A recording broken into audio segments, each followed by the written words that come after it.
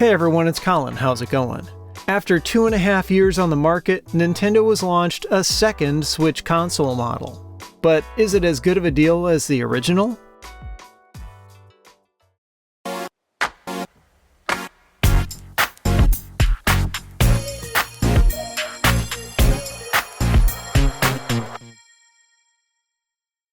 The Switch Lite is a smaller version of the Switch that's meant just for portable use.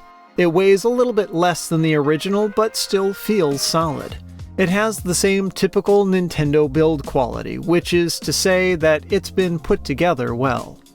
Battery life is similar to the original Switch hardware at 3 to 7 hours, depending of course on things like which game you're playing and other settings such as screen brightness. But that's not bad considering the battery is physically smaller, so Nintendo seems to have carried over some of the power efficiency improvements from the second revision Switch. The Lite screen is a little smaller at 5.5 inches, but it still has a resolution of 720p and good color saturation and viewing angles. It gets decently bright, but maybe not quite as bright as I'd have liked for playing outdoors on a sunny day. It's also worth noting that the screen cover is made out of plastic like the original, so if you're worried about scratches, buying a screen protector would be a good idea. Things are both familiar and different with the Switch Lite's controls.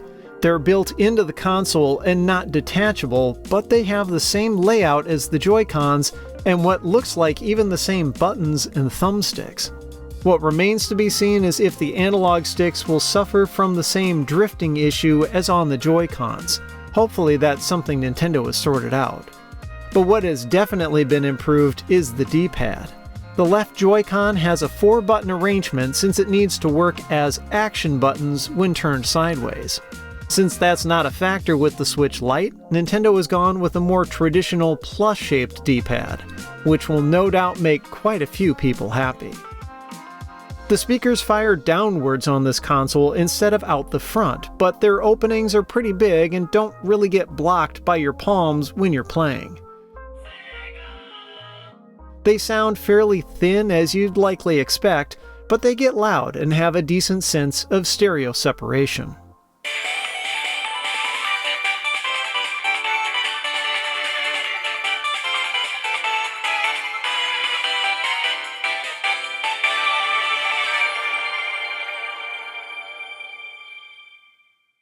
Ergonomics overall on this console are just really good.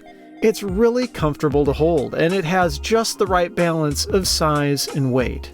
It's too big to call it pocketable, but it's easy enough to throw in a bag or purse without taking up too much space. But in other ways, the Switch Lite is just like its larger sibling. There's a cartridge slot on the top along with power and volume buttons. Sadly, there's still no support for Bluetooth headphones, so the analog jack lives on. The micro SD card slot is on the bottom behind a flap, and the console comes with 32 GB of storage, of which 25 GB is available for games. It also supports pairing separate controllers, like Joy-Cons or the Pro Controller, which is interesting because the Switch Lite doesn't have the kickstand. I was disappointed to see this since I really like tabletop mode, so that means one would need to find another way to prop the console up during use. The other thing missing though is video output. Not only is the Lite incompatible with the Switch dock, it won't even fit. The analog sticks get in the way. The USB Type-C port on the bottom is really meant just for charging, and the only accessory included in the box is a 39-watt power adapter. As for software, it's pretty much the same experience as on the full-size Switch. It has the same UI and plays almost all of the same games. Anything you can play on the Switch Lite has to support handheld mode, but there's really only a few titles that don't. If you were to buy one of these as a companion to a Switch you already have, it is possible to sign into both with the same Nintendo account and share downloaded games. But there are some limitations. Your second console has to have an internet connection so it can check with Nintendo to see if any games are being played at that time on your first or primary console. And you have to stay connected as it'll recheck periodically while you're playing. If you start up a game on your primary console, it'll pause on the second one. Now, it's possible to cheat a little bit by putting the primary console into airplane mode. That'll let you play on both simultaneously, but of course, the primary one won't be able to use any online features. It's also possible to switch which console is primary, and that's something you'd probably want to do if you pick up a Switch Lite. Since it's meant to be portable, that would get you around any worries about having internet connectivity when playing a downloaded game. Confused by all this?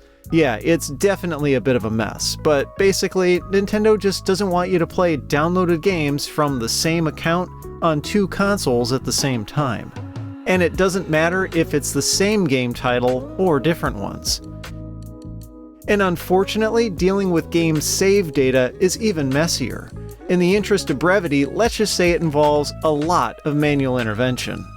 Of course, this doesn't apply to game cartridges, and it's possible that Nintendo may streamline things as time goes on, but at least we're seeing some concessions to people with multiple Switches so that they don't have to buy games multiple times.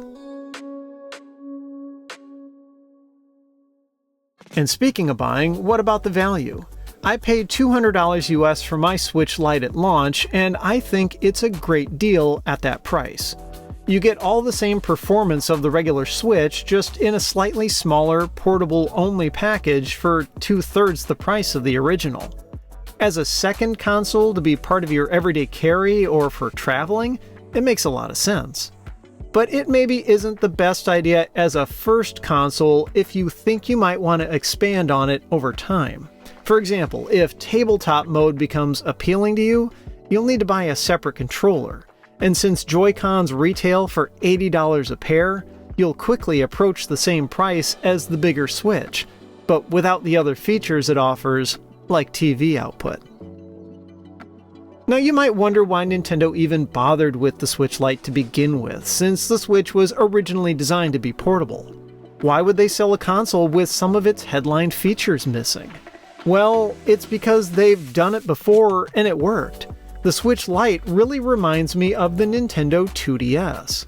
That console doesn't have the fold-up design or 3D screen of the 3DS, but it plays the same games, and more importantly, it costs quite a bit less. I'd even say that considering you can get one brand new with a game for $80, the 2DS is the best deal in console gaming right now. So in a way, the Switch Lite is Nintendo passing the torch. No doubt prices on it will drop over time, but even at launch pricing, you get a lot for the money. And when those prices do come down, the Switch Lite will likely become a console that's too good of a deal to ignore. If you like the video, I'd appreciate a thumbs up and be sure to subscribe. You can follow me on Twitter and Instagram at ThisDoesNotComp. And as always, thanks for watching.